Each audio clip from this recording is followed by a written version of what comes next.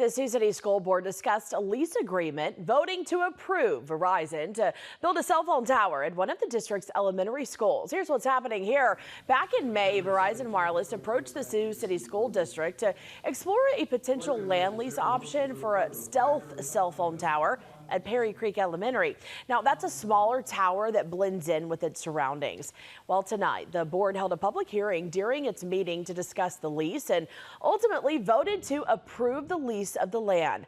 Verizon plans to put the stealth cell phone tower west of Perry Creek Elementary's main parking lot, along with an access road and private fence around the tower.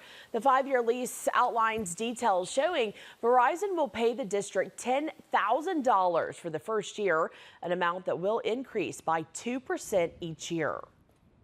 And if it turns out that it's not a good deal, it goes back. They'll put it back to basically what that spot before I remove the tower and remove the fence and such. So it's a win-win for the Sioux City Community School District and Verizon.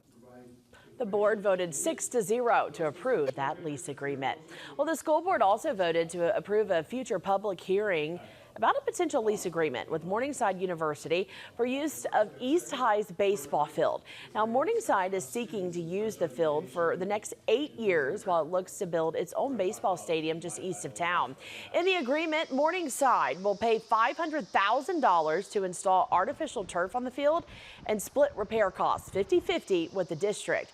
They also shared it would cost $36,000 to turn the field back to its current state if East wanted to get rid of the turf after the lease expires. Some board members say they were happy with the updated proposal, but others still a little uncertain about how this could impact the district in the future.